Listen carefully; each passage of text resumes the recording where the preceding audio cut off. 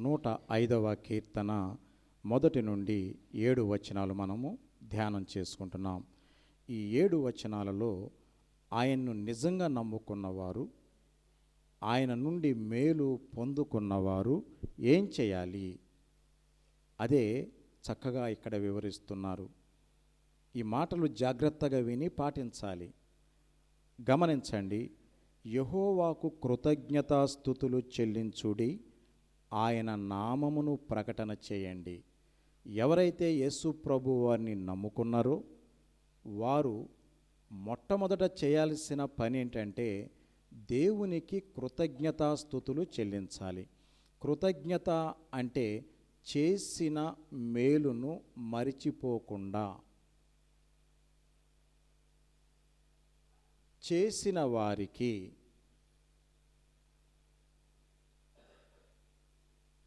మనము మన తరఫు నుండి వందనాలు చెల్లించుకోవటం, వారికి మన కుటుంబము తరఫున థ్యాంక్స్ చెప్పుకోవటం, వారికి కృతజ్ఞతలు అర్పించుకోవటం. మనం ఎలా చేస్తున్నాము? దేవుడు చేసిన ప్రతి విషయంలో కూడా మనము కృతజ్ఞతలు తెలియజేసుకోవాలి. దేవునికి కృతజ్ఞతలు తెలియజేసుకోవటం అంటే ఏంటంటే ఆయనను స్తుతించి మహిమపరచాలి. ఆయన్ని స్తుతించి మహిమపరచటం ఎలా అంటే ఆయన సన్నిధికి రావాలి. దేవుని సన్నిధికి వచ్చి దేవుణ్ణి స్తుతించి మహిమపరచాలి. కాబట్టి కృతజ్ఞతలు తెలియజేసుకోండి అంటే మొట్టమొదట మనం ఏం చేయాలంటే దేవుని సన్నిధికి ఖచ్చితంగా రావాలి. దేవుని సన్నిధికి ఎప్పుడు రావాలి అంటే దైవదాసులు ఆయా సంఘాలలో ఏ రోజు మీటింగ్ ఉందని, ప్రార్థనా సమావేశం ఉందని చెబుతారో ఆ సమావేశాలకు ఖచ్చితంగా అటెండ్ అవ్వాలి. ముఖ్యంగా ఆదివారం ఎట్టి పరిస్థితుల్లో మిస్ అవ్వకూడదు. ఆదివారం ఖచ్చితంగా దేవుని సన్నిధిలో ఉండాలి. దేవా, నన్ను కాపాడారు, నా బిడ్డలను కాపాడారు, నాకు మంచి ఆరోగ్యాన్ని ఇచ్చారు, మీకు స్తోత్రాలు అని ఆయనకు కృతజ్ఞతలు తెలియచేసుకోవాలి. దేవుని సన్నిధికి వచ్చి అలా కృతజ్ఞతలు తెలియచేసుకుంటూ దేవుని నామాన్ని ప్రకటించాలి. దేవుని నామాన్ని ఎలా ప్రకటించాలంటే బైబిల్ పట్టుకుని ఊరూరు వీధి వీధి తిరిగి ప్రకటించటం అని, అదే దేవుని నామాన్ని ప్రకటించటం అని అనుకోవద్దు. అది కరెక్టే, అలా ప్రకటించాలి. కానీ మన ప్రవర్తన ద్వారా కూడా దేవుని నామాన్ని ప్రకటించవచ్చు. మన కుటుంబంలో దేవుని వాక్యాన్ని ప్రకటించవచ్చు అంట. దేవుని సన్నిధికి వెళ్ళి దేవుని వాక్యాన్ని వినకుండానే మన పవిత్రమైన ప్రవర్తనను బట్టి మన ఇంట్లో మన భర్త, మన భార్య దేవుని సన్నిధికి వస్తారట, యేసయ్యను నమ్ముకుంటారట. మన చుట్టూ ఉన్నవారు దేవుని నమ్ముకోవాలంటే ఆయన నామాన్ని ప్రకటన చేయాలి. ఎలాగంటే మన పద్ధతుల ద్వారా. యేసుక్రీస్తు ప్రభువారు చెప్పిన మాట, మనుష్యులు మీ సత్క్రియలను చూచి పరలోకమందున్న మీ తండ్రిని మహిమపరుచున్నట్లు వారి ఎదుట మీ వెలుగు ప్రకాశింపచేయుడి. చుట్టూ ఉన్న వారికి దేవుని మాటలు తెలియచేయాలి. ఎలా అంటే మాట ద్వారా కాదు, ప్రవర్తన ద్వారా. దేవుని సన్నిధికి మనం బయలుదేరటమే చుట్టూ ఉన్న వాళ్ళకి అర్థమైపోద్ది, అమ్మో దేవుడు అంటే ఎంత భయము భక్తి. ఆ పాస్టర్ గారు ఎప్పుడుకో వస్తాడు, వాళ్ళు ఎప్పుడుకో వస్తారు, వీళ్ళు ఎప్పుడుకో వస్తారు, నేను ముందెళ్ళి ఏం చేయను. ఇవన్నీ ఇక మీదట కుదరదు. మీ అందరికీ చాలా ఖచ్చితంగా చెప్పే మాట ఏంటంటే ప్రార్థన 8 గంటల కంటే 5 నిమిషాలు తక్కువ 8 గంటలకి మీరు చర్చిలో ఉండాలి. ప్రార్థన 9 గంటల కంటే 5 నిమిషాలు తక్కువ 9 గంటలకి మీరు చర్చిలో ఉండాలి. ఎందుకంటే ఆ టయానికి దేవుడు వచ్చి ఉంటారు కాబట్టి. ఆయన కంటే ముందు మనం ఒక 5 నిమిషాలు ముందు రావాలి. మన దేవుణ్ణి మనము మహిమపరచాలి, గౌరవించాలి. ఆ ఆలోచన ఎవరికైతే ఉంటుందో వారు ఆటోమేటిక్గా చక్కని క్షేమాన్ని, ఆశీర్వాదాలు పొందుకుంటారు. విలువైన స్థితిని ఖచ్చితంగా పొందుకుంటారు. గమనించండి, దేవుణ్ణి, ఆయన నామాన్ని ప్రకటన చేయాలి. ఎలా ప్రకటన చేయాలంటే దేవుని వాక్యం ద్వారా ప్రకటన చేయాలి, మన పద్ధతుల ద్వారా ప్రకటన చేయాలి, మన ప్రవర్తన ద్వారా ప్రకటన చేయాలి. అనేక మంది దేవుని సన్నిధికి వచ్చున్నట్లుగా విలువైన నీ సమయాన్ని వెచ్చించటం ద్వారా, అనేక మంది దేవుని సన్నిధికి వచ్చినట్లుగా విలువైన నీ కష్టాన్ని వెచ్చించాలి. అనేక మంది దేవుని సన్నిధికి వచ్చినట్లుగా విలువైన నీ ధనాన్ని దేవుని సన్నిధి కోసం, దేవుని నామ ప్రకటన కోసం వెచ్చించాలి. ఏది నీకు అనుకూలమో, ఏది నువ్వు చేయగలవో దానిని ముందు చేయాలి. ఆ తర్వాత మిగతావి నీ అనుకూలతను బట్టి చేయాలి.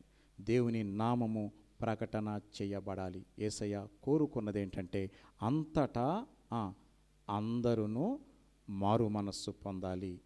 అంతటా కూడా, లోకమంతటా ఆయన సువార్త ప్రకటించబడాలి. ఆయనది కోరిక. ఆటోమేటిక్గా లోకమంతా సువార్త ప్రకటించబడుతుంది.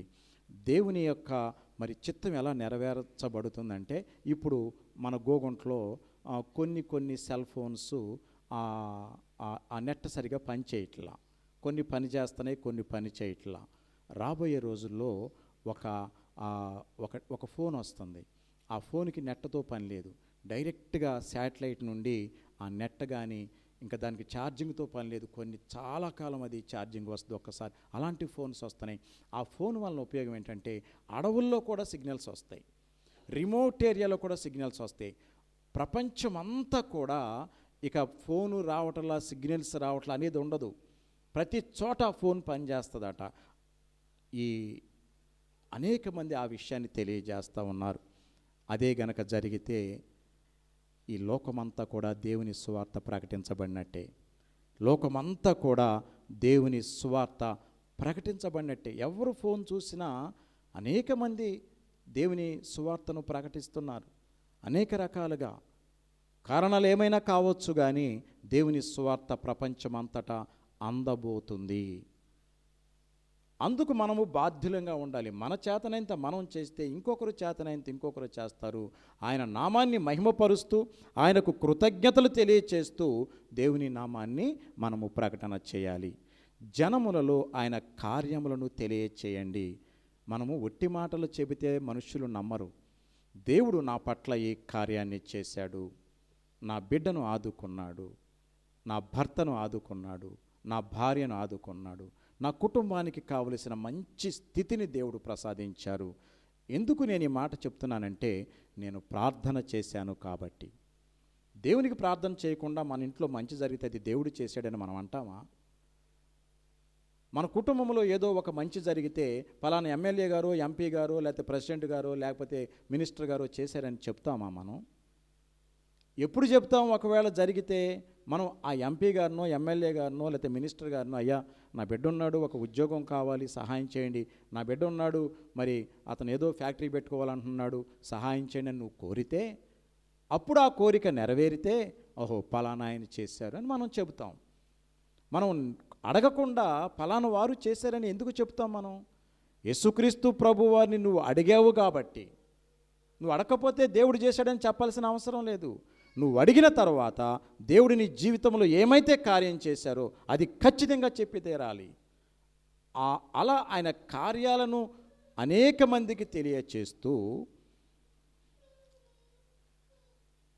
ఆయన నామాన్ని ప్రకటన చేస్తూ, ఆయన నామాన్ని స్తుతించి మహిమపరచాలి. దేవుని నామానికి స్తోత్రం చెప్పండి. హల్లెలూయా. 2వ వచనం మనం చూస్తే, ఆయన్ని గూర్చి పాడుడి, ఆయనను కీర్తించండి, ఆయన ఆశ్చర్య కార్యములను గూర్చి సంభాషణ చేయండి. చక్కని మాటలు. ఒకటి, దేవుడు మనకు చేసిన కార్యాలను అనేక మందికి తెలియజేయాలి, దేవుని స్తుతించాలి, దేవుని నామాన్ని ప్రకటించాలి. 2వ విషయం ఏంటంటే, ఆయన చేసిన ఆశ్చర్య కార్యాలు. మా జీవితంలో చాలా కార్యాలు చేశారు, మీకు తెలుసు. మీ జీవితాల్లో చాలా కార్యాలు చేశారు దేవుడు. ఆ కార్యాలను ఏం చేయాలంటే సంభాషణ చేయండి. 2-3 ఎక్కడైతే కూర్చుంటారో, ఎక్కడ 2-3 నా నామములో కూడి ఉంటారో వారి మధ్యలో నేను ఉంటానంటారు దేవుడు. నా నామములో ఎక్కడ ఇద్దరు ముగ్గురు కూడుంటే అక్కడ ఉంటానల్లా దేవుడు. ఆయన నామాన్ని సంభాషణ చేయాలి, ఆయన నామాన్ని చేయాలి, ఆయన నామాన్ని స్తుతించాలి, ఆయన నామాన్ని మహిమపరచాలి. అప్పుడు నీ మధ్యలో ఉంటాడు దేవుడు. ఎమ్మాయి అనే గ్రామానికి వెళుతున్న వ్యక్తులతో దేవుడు ఎందుకున్నారంటే ఆయన గురించి మాట్లాడుకుంటున్నారు. మరియ దగ్గరికి ఎందుకు దేవుడు వెళ్ళారంటే యేసయ్య గురించి ఏడుస్తుంది అక్కడి నుంచి కదలకుండా. మిగతా వాళ్ళ దగ్గరికి ఎందుకు వెళ్ళలేదంటే వాళ్ళు తర్వాత చూద్దాం అనుకున్నారు. ఒకవేళ మీలో గనక మనం తర్వాత చూద్దాం అనుకుంటే మీకు తర్వాతే దేవుడు కనబడతాడు. పర్వాలేదులే, ఏముందలే ఆఖరిని చూద్దాంలే అనుకుంటే ఆఖరినే నీ వంతు వస్తుంది. అప్పటికి రోజులు ఎలా ఉంటాయో, సమయం ఎలా ఉంటుందో నీకు తెలియదు. అసలు మనం ఉంటామో తెలియదు. సమయము ఉండగానే సద్వినియోగం చేసుకోండి. నీ దేవుడు నీకు సమీపముగా ఉండగానే ఆయన నామాన్ని స్తుతించి మహిమపరచండి, ఆయన్ని తెలుసుకోండి, ఆయన్ని ఘనపరచండి. దేవుని మాట ఇది. దేవుడు ఏదైనా చెప్పారంటే ఒట్టినే ఎందుకు చెప్తారండి? దానివల్ల ఏమో కార్యాలు మనకు జరుగుతాయి. ఖచ్చితంగా ఆయన మాటను ఎవరైతే పాటిస్తారో విలువైన స్థితిని దేవుడు వారికి అనుగ్రహించి తీరుతారు. దేవుని స్తోత్రం చెప్పండి, దేవుని స్తోత్రం చెప్పండి. హల్లెలూయా, హల్లెలూయా. 3వ వచనం మనము చూస్తే ఆయన పరిశుద్ధ నామమును బట్టి అతిశయించండి, యెహోవాను వెదకువారు హృదయమందు సంతోషించుదురుగాక. ఎవరైతే యేసయ్య నామాన్ని తెలుసుకుని నేను యేసు ప్రభుని నమ్ముకున్నానండి అని గొప్పగా చెప్పాలట. అది అతిశయించడం అంటే. యేసు ప్రభుని తెలుసుకున్నానండి, అమ్మో బైబిలా, కనబడితే ఎవడన్నా తంతాడేమో, కనబడితే ఎవడేమన్నా అనుకుంటాడేమో, ఫోటోలు దాచేయండి రోయ్, ఫోటోలు మూసేయండి రోయ్, అసలు ఫోటో పెట్టకండి రోయ్ వీలైతే, అది యేసు ప్రభు దానికి తెలిసిపోద్దారు అందరికీ. చాలామంది బయలుదేరారు ఇవాళ, చాలామంది బయలుదేరారు ఈ రోజున. యేసు ప్రభువుని నమ్ముకున్నామని చెబుతూనే ఆయన ఆశీర్వాదాలు పొందుకుంటున్న వ్యక్తులు దేవుని గురించి ప్రకటన చేయటానికి, దేవునికి కృతజ్ఞతాస్తుతులు చెల్లించటానికి, దేవుని గురించి సంభాషించటానికి, దేవుని గురించి తెలియచేయటానికి, కానీ కార్యాలు తెలియచేయటానికి మీరు చేయండి, మేము తర్వాత మీ వెనకాల వస్తాం అనే ప్రబుద్ధులు చాలామంది ఉన్నారు. అలాంటి వారికి ఏమవుతుందో తెలుసా? ఇస్కరియోతు యోధ శిష్యులందరికంటే ముందు తిరిగాడు, డబ్బుల సంచి అతని దగ్గరే ఉంది. చివరికి ఏమయ్యాడో తెలుసా? లోకంలో లేకుండా పోయాడు. అనుకుంటున్నారేమో కొంతమంది వ్యక్తులు, మేము బాగున్నాము, చాలా గొప్పవాళ్ళం మేము, మాకేంట్రా, మీరు ఇంకా డెవలప్ అవ్వలేదుగా, మీరు వెళ్ళండి అబ్బాయి ముందు, మేము బాగా సంచులతో నిండిపోయి ఉన్నామంటే ఆ సంచి నీ దగ్గర ఉండదు, పడేసుకుంటావు, పడబోసుకుంటావు. ఇస్కరియోతు యోధ ఆ సంచి కోసం చాలా వెతికాడు, తిరిగాడు, వాళ్ళ దగ్గర వీళ్ళ దగ్గర సంభాషించాడు. దేవుని గురించి సంభాషించయ్యా అంటే దేవుని గురించి సంభాషించకుండా దేవుణ్ణి అమ్ముకోవటం గురించి సంభాషించాడు. డబ్బులు వచ్చేస్తున్నాయని పరుగులు తీశాడు. చివరికి ఏమైందో తెలుసా? ఆ డబ్బు తీసుకెళ్ళి ఎవరిచ్చారో వాళ్ళ దగ్గర పడబోసాడు, ఉరుబెట్టుకుని చచ్చిపోయాడు. గమనించండి, దేవునికి వ్యతిరేకంగా ప్రవర్తించేవారు ఏ రోజుకైనా అదే స్థితి అని మనము గమనిస్తున్నాం. దేవుని వాక్యంలో జాగ్రత్తగా ఉండాలి. ఎట్టి పరిస్థితుల్లో కూడా దేవుడు అంటే జాగ్రత్త. దెబ్బతినిపోతావు. నువ్వు దేవునికి వ్యతిరేకంగా మాట్లాడుతున్నావంటే నీ రోజులు దగ్గర పడినాయి, అంతే, గుర్తుపెట్టుకోండి, అంతే, రోజులు దగ్గర పడినాయి. ఎంతో విలువైన స్థానంలో ఉండాల్సినటువంటి ఇస్కరియోతు యోధ యేసయ్య ముఖం చూడకుండా డబ్బు ముఖం చూశాడు. ఆ డబ్బుతోనే అంతమైపోయాడు. దేవుని గ్రంథం సెలవిస్తున్న మాట ఏంటంటే, నువ్వు అతిశయిస్తున్నావా? డబ్బు గురించా, నీ ఆస్తి గురించా, నీ పదవి గురించా, నీ ఉద్యోగం గురించా, నీ వ్యాపారం గురించా, నీ పాడి పంటల గురించా, మాకు అంత పొలం ఉంది, ఇంత పొలం ఉందని చెప్పుకుంటూ అతిశయపడుతున్నావా? నా వెనక చాలామంది ఉన్నారని అతిశయపడుతున్నావా? నాకు అంతమంది పిల్లలు, ఇంతమంది పిల్లలు, వాళ్ళు ఉన్నారు, వీళ్ళు ఉన్నారని అనుకుంటున్నావా? ఒకనొక రోజున అందరూ వదిలేస్తారు, ఏకాకివైపోతావు. దేవుడు అంటున్నారు, ఎంతమంది ఉన్నా లేకపోయినా, నువ్వు అనుకున్న వారందరూ నీతో ఉన్నా, ఒకవేళ అందరూ వదిలేసినా నేనుంటాను నీతో. దేవుని స్తోత్రం చెప్పండి. హల్లెలూయా.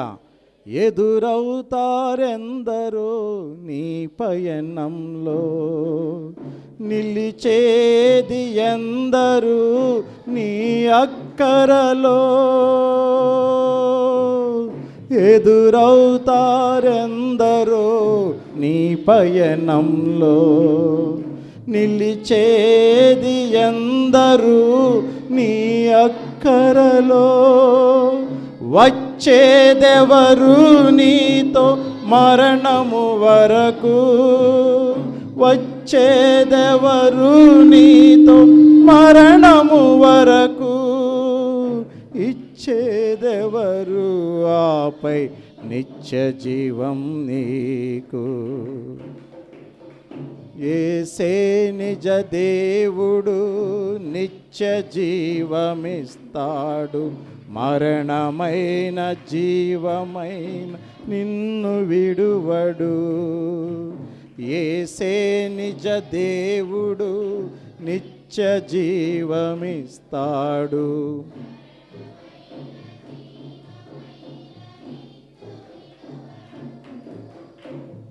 కొంతసేపు కనబడి అంతలోని మాయమయ్యే ఆవిరి వంటిదయ ఈ జీవితం.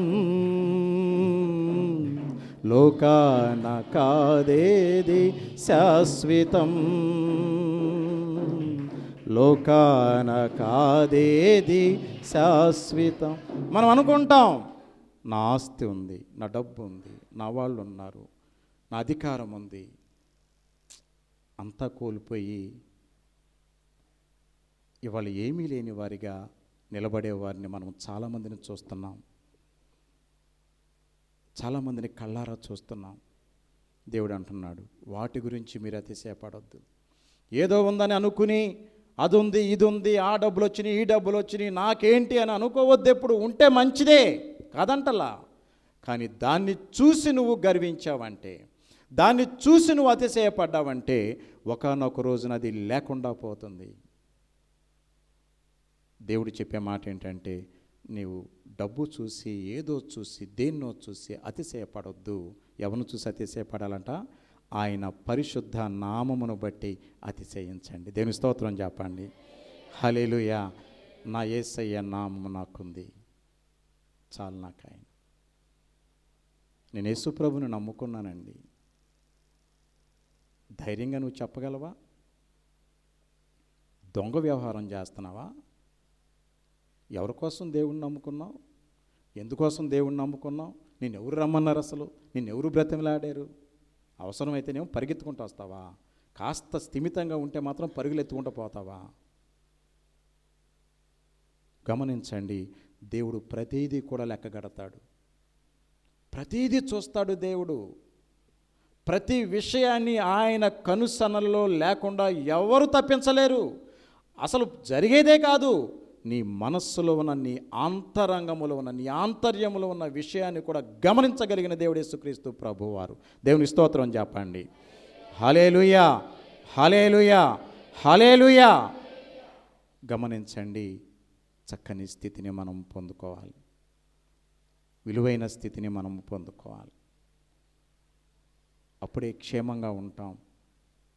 దేవుడు నేనున్నాను, నన్ను చూసి మీరు సంతోషించండి, అతిశయించండి, గొప్పగా చెప్పుకోండి అని దేవుడు చెప్తుంటే, ఆ దేవుణ్ణి నమ్ముకుని కష్టాల నుంచి అన్ని బయటపడి అంతా అయిపోయిన తర్వాత, ఏంటి పాస్టర్ గారు, ఏంటి అంతకుముందు పాస్టర్ గారండి ప్రార్థన చేయండి నా కోసం అని ప్రార్థనకు రావటం మొదలుపెట్టి కొంచెమే, పెద్ద ఏమి ఇదిగో ఇంతే, ఇంత కాదు, ఇంత కాదు, ఇంత కాదు, ఇంత కాదు, అంత అవడో, ఇంత కొంచెం, ఇంత చిటికిన వేళ్ళ కూతంత పెరిగేటప్పటికి, ఏంటి పాస్టర్ గారు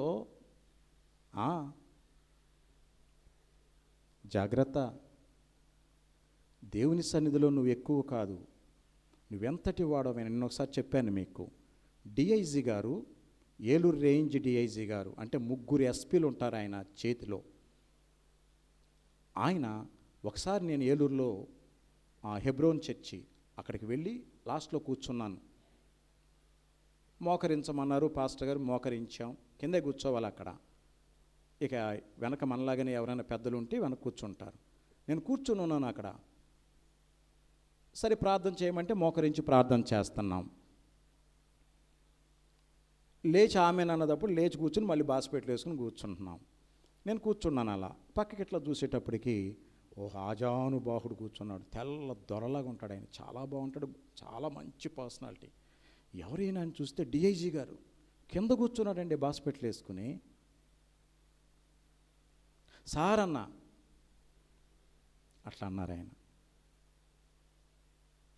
నిజంగా ఒక డిఐజీ గారు ప్రక్కన ఒక చర్చిలో, ఒక దేవుని మందిరములో దేవుడు నాకు కూర్చోవడానికి అవకాశం ఇచ్చాడు. నాకు మాటలు కాదండి, పెద్దవాళ్ళ పక్కన మనం ఎక్కడ కూర్చోగలం.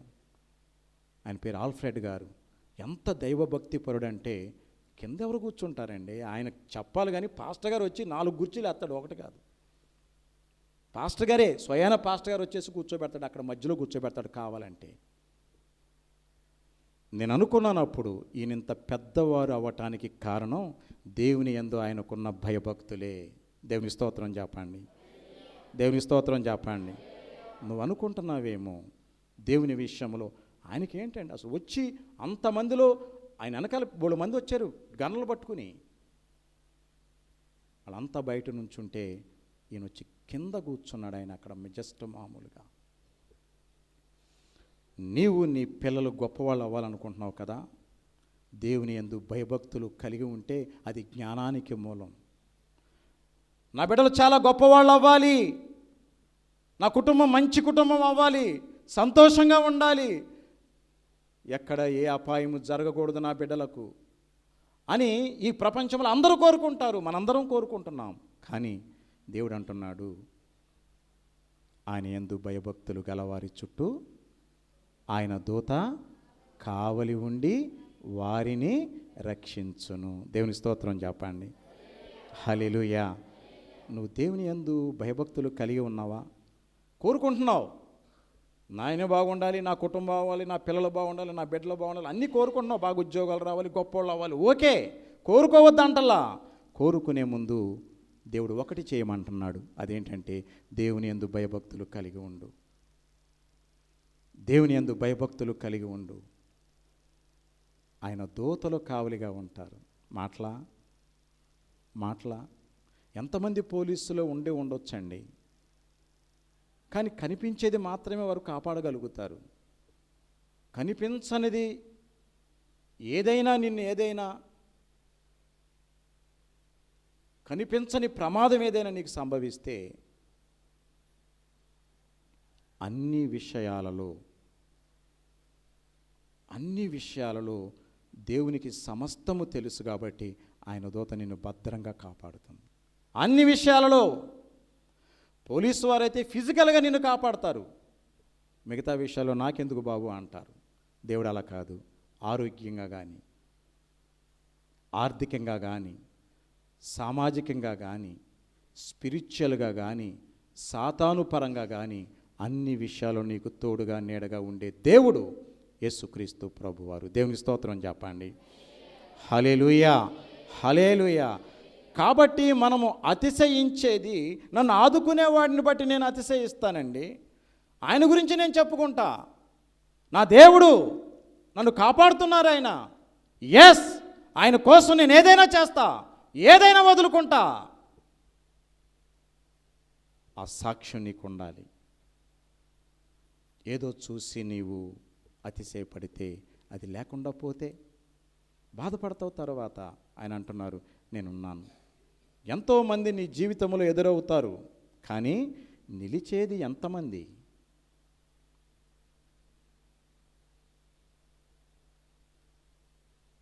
కొంతమంది నిలుస్తారు, కానీ మరణము సంభవిస్తే,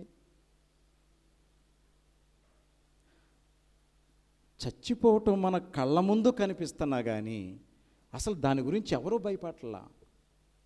బతుకున్నవాడు ఎవడో భయపడలేదండి చచ్చిపోవటం గురించి. నేను చనిపోతానేమో, చచ్చిపోయిన తర్వాత నా కళ్ళ ముందు ఆయన్ని చూడండి ఎలా పాతి పెడుతున్నారో, ఎలా కాల్ చేస్తున్నారో, నా పని కూడా రేపు అంతే కదా అని ఒకవేళ నువ్వు అనుకుంటే చేసే ఎదవ పనులన్నీ చేస్తారండి? చేస్తారా? ఒక్కసారి ఆలోచించాలి. ఓకే, ఒకవేళ నా పొరపాట్లు జరిగినాయి, నేను మానేసుకుంటా, నేను ఇంక చేయను, ఒక నిర్ణయానికి ఖచ్చితంగా వస్తావు. ఒక్క క్షణం నువ్వు ఆలోచిస్తే, అసలు ఎవరు ఆలోచించట్లా, ఎదురుగా ఏంటి, మన ఇంట్లో చచ్చిపోతున్నా సరే కాసేపు ఏడవటం, ఊరుకోవటం మళ్ళీ మామూలే. నేనేదో బతికిపోతున్నా, నాకు ఆయుష్ ఉంది, ఆయనకి ఆయుష్ లేదన్నట్టుగా మాట్లాడుతున్నారు. ఏ రోజు ఏమి సంభవిస్తుందో నీకు తెలియదు, కాబట్టి మెలకువగా ఉండి ప్రార్థన చేయి. దేవుని స్తోత్రం చెప్పండి. హల్లెలూయా. యెహోవాను వెదకుడి, ఆయన బలమును వెదకుడి, ఆయన సన్నిధిని నిత్యము వెదకండి. కాబట్టి ఏ దేవుడైతే నిన్ను క్షేమంగా చూస్తారో, మంచి స్థితి నీకు ఇస్తారో, ఆయన్ని వెదకాలి, నిత్యము వెదకాలి. ప్రతిరోజు ప్రతిరోజు ప్రతిరోజు నా దేవా, నా దేవా. ఎప్పుడైతే సాతాను పరం అయిపోతావో, దేవుడు నీకు అసలు అవసరం లేదు, నువ్వే దేవుడు అయిపోతావు, నువ్వే దేవుడిలాగా ఫీల్ అయిపోతావు. ఎందుకంటే వచ్చి కూర్చున్నాడు నీ నీ నీ హృదయంలోకి, నీ మనసులోకి, నీ నెత్తి మీద వచ్చి కూర్చున్నాడు. ఇంకెందుకు మాట్లాడుతావు దేవుని గురించి? నువ్వు దేవుని గురించి మాట్లాడిన రోజున నువ్వు దేవుని బిడ్డగా నిరంతరము నిలుస్తావు. ఎప్పుడైతే దేవుని గురించి కాకుండా నిన్ను గురించి నువ్వు ఆలోచించుకుంటావో, ఆ క్షణమే నువ్వు పక్కకు తప్పుకుంటావు. దేవుని యొక్క మదిలో నుండి, దేవుని గ్రంథములో నుండి, దేవుని ఆశీర్వాదాల నుండి. చాలా జాగ్రత్తగా ఉండాలి, మనం చాలా జాగ్రత్తగా ఉండాలి. ఆయన దాసుడైన అబ్రహాము వంశస్థులారా అంటే ఎవరు? ఆయన దాసుడైన అబ్రహాము వంశస్థులారా అంటే ఎవరు? ఎవరు అబ్రహాము? ఎవరు అబ్రహాం గారు? ఎవరు చెప్పండి? విశ్వాసులకు తండ్రి. ఇప్పుడు ఆయన వంశం అంటే విశ్వాసులారా, యేసయ్యను నమ్ముకున్న విశ్వాసులారా, బాప్తిస్మము తీసుకున్న విశ్వాసులారా. ఆయన దాసుడైన అబ్రహాము చాలా గొప్పోడండి, చాలా ఆస్తి ఉంది ఆయనకి. బైబిల్లో ఏమని ఉదహరిస్తున్నారంటే దేవుని దాసుడు, దేవుని దాసుడు. దేవునికి ఆ మాట అంటే చాలా ఇష్టం. నేను చెప్పిన మాట వింటాడండి నా బిడ్డ, నేనే పని చెప్తే ఆ పని చేస్తాడండి. తన్నుగాక ఎవరిని చూస్తాను? నేను ఎవరిని చూస్తాను? నన్ను వ్యతిరేకించేవారిని నేను చూస్తానా? నా మాట లక్ష్య పెట్టని వాళ్ళని నేను చూస్తానా? నేను ఒకటి చెప్తే ఒకటి చెప్పేవాడి గురించి నేను ఆలోచిస్తానా? దేవుడట ఎప్పుడూ కూడా మన గురించి ఆలోచన చేస్తాడట, ఆయన నిజంగా నమ్ముకున్న బిడ్డల గురించి. దేవుని స్తోత్రం చెప్పండి. అబ్రహాము వంశస్థులారా, ఆయన ఏర్పరచుకొనిన యాకోబు సంతతి వారలారా, ఆయన చేసిన ఆశ్చర్య కార్యములను జ్ఞాపకము చేసుకొనుడి. మీ జీవితాల్లో ఆయన చేసిన ఆశ్చర్య కార్యాలు ఎప్పుడూ మర్చిపోకూడదు, నిరంతరము జ్ఞాపకం చేసుకోవాలి. ఆయన అనేది ఏంటంటే, నన్ను నమ్ముకున్న రోజున, ఏ రోజైతే నా దగ్గరకు నువ్వు పరిగెత్తుకొచ్చావో చూసావా, ఆ రోజును నువ్వు మర్చిపోవద్దు. నీ మొదటి స్థితిని ఎప్పుడూ మర్చిపోవద్దు. ఎలా కన్నీటితో నా దగ్గరకు వచ్చావో, యేసయ్యా అంటూ పరిగెత్తుకుంటే ఎలా వచ్చావో, ఎలా ఏడుస్తూ వచ్చావో, ఆ రోజు మర్చిపోవద్దు ఎట్టి పరిస్థితులలో. నీ మొదటి స్థితి ఎలా ఉందో, మొదటి స్థితి అంటే ఎప్పుడుదో మాకు అనవసరం అండి, యేసయ్య దగ్గరకు వచ్చిన రోజు గురించి నువ్వెప్పుడు మర్చిపోకూడదు అంటారు దేవుడు. ఆయన అంటున్నారు, ఆయన ఆశ్చర్య కార్యాలను జ్ఞాపకం చేసుకోండి, ఆయన చేసిన సూచక క్రియలను, ఆయన నోటి తీర్పులను జ్ఞాపకము చేసుకోండి. దేవుడు చేసిన సూచక క్రియలు ఎన్ని చేశారు, ఆయన తీర్పులు ఎంత చక్కగా మాట్లాడారు, ఎంత విలువైన వ్యక్తో ఆయన, అన్నిటినీ కూడా మనం జ్ఞాపకం చేసుకోవాలి. ఆయన మన దేవుడైన యెహోవా, ఆయన తీర్పులు భూమి అంతటా జరుగుతున్నవి. అనుకుంటున్నారు కానీ యేసు ప్రభు అక్కడ ఇక్కడ ఇక్కడ అక్కడ కాదు. లోకాన్ని సృష్టించిన దేవుడు ఆయన, ఎక్కడైనా ఉంటాడు, ఆయన ఎక్కడైనా ఉంటాడు. లోకాన్ని సృష్టించిన ప్రభువు ఆయన, యేసుక్రీస్తు ప్రభువారు. ఆయన దేవుడు, ఆయన రారాజు, ఆయన రక్షకుడు, ఆయన తన్ను తాను తగ్గించుకుని ఈ భూలోకానికి వచ్చిన దేవుడు ఆయన. దేవుని స్తోత్రం చెప్పండి. హల్లెలూయా. యెషయా 25వ అధ్యాయం చూడండి ఒకసారి. యెషయా గ్రంథంలో 25వ అధ్యాయంలో 7వ వచనం నుండి 9వ వచనం వరకు ఒకసారి చదవండి దయచేసి. యెషయా గ్రంథము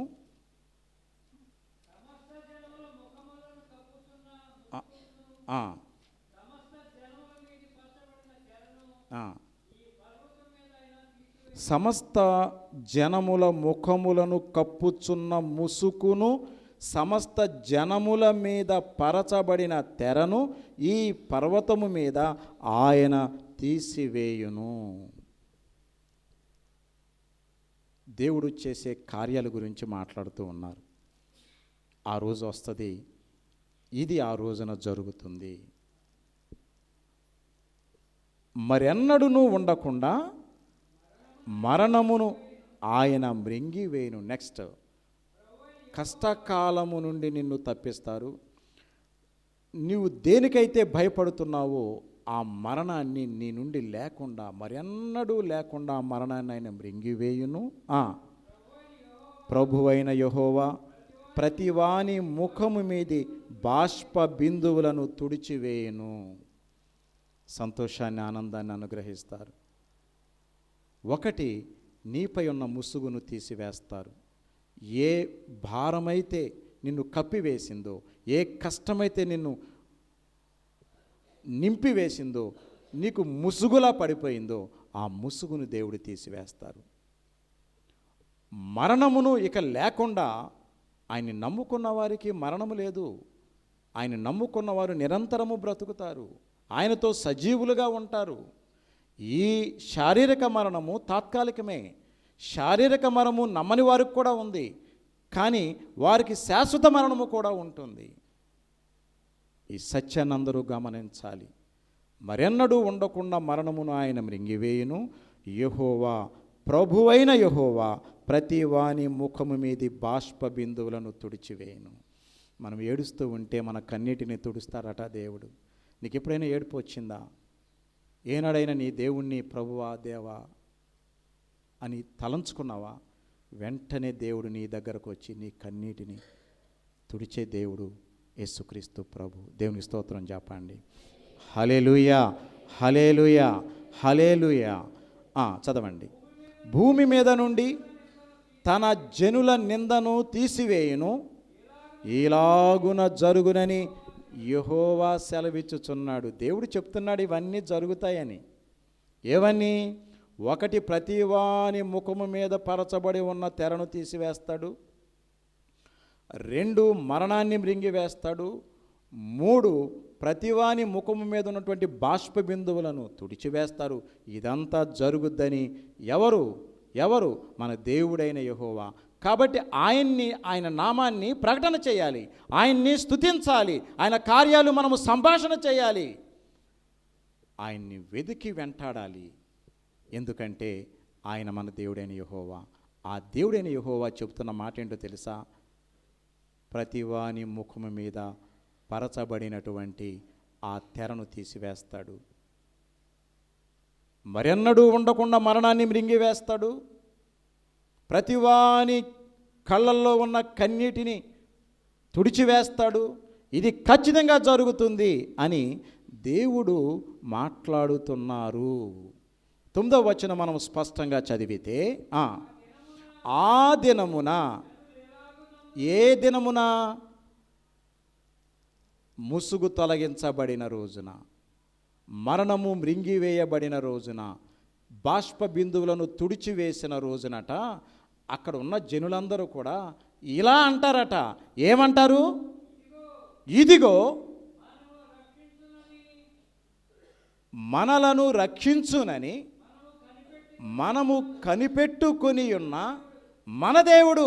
ఆ రోజు జరుగుతుంది. ఆ జరిగిన రోజున జనాలు ఏమంటారో తెలుసా? ఇదిగో మనం కనిపెట్టుకున్నామే, మనల్ని ఒక ఆయన వచ్చి రక్షిస్తారని. ఆయనే ఈయన,